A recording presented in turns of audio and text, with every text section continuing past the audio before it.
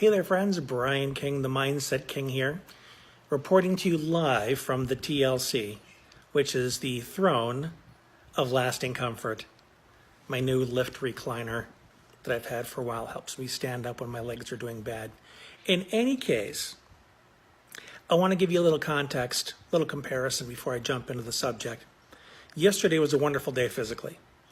I was not fatigued. I had a lot of energy. I got so much done. I was able to do the work with my clients. I was able to do some grocery shopping. I hung out with my youngest after I took my middle son to work. I even made dinner last night. This morning is an interesting contrast because this morning I had a hard time getting out of bed. My legs are pretty shaky and my hands are kind of tremorous. And it's hard to hold things today. So what does that mean? That means the kind of results I produced yesterday are probably not the kind of results I'm going to produce today because my body is not as resourceful. Now let's talk about this in terms of ADHD, which I also have, as do my kids and a lot of the clients I work with. One of the biggest frustrations that parents raising kids with ADHD have is they see this inconsistency. They say one day their kids are paying attention, doing what they're told, doing their homework, and the next day they're looking at you like, duh, and they seem like a totally different person, or they seem like they went from being motivated to unmotivated. Not the case. There is something that every human being has.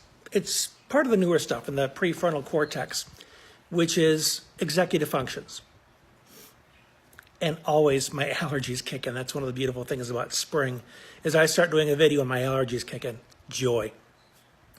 In any case, our executive functions are the things that allow us to plan, to envision, to take organized action to make things happen.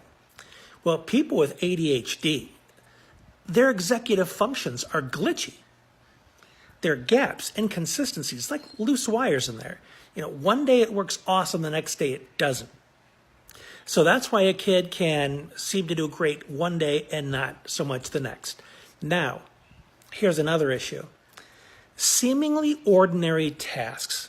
Hey, go clean your room. Hey, do your homework. And these things seem to baffle our kids sometimes.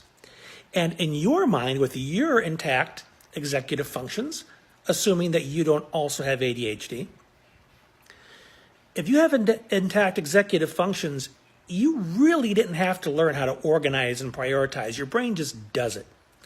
For people with ADHD, we have to learn how to do it. And sometimes we have to use accommodations because our brain simply has not wired through that gap.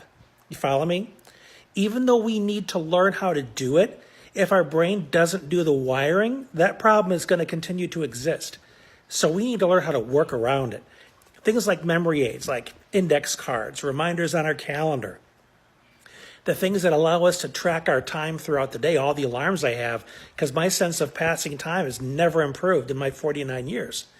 My organization is still lousy. My ability to sequence things, to know what order they need to go in most logically, I'm 49. I still haven't figured out how to do that. I need help to do that, and that's okay. But if you expect your child to do it automatically because you can do it, that's a mistake.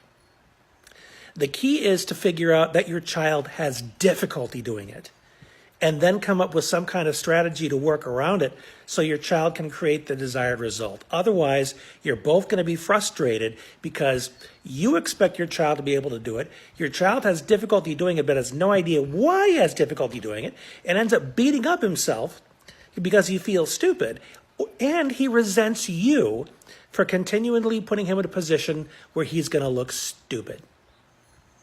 So I just wanted to share that 2 cents with you. I'm going to go get some allergy meds. And if you have any questions about this, and I imagine you do, just ask them below in the comments or send me a message, and I'll help you understand this more deeply. And if you want to have a talk with me, let me know that too. I'll send you a link to set up a time where we can have a conversation. Until next time, this has been Brian. Thanks for being you.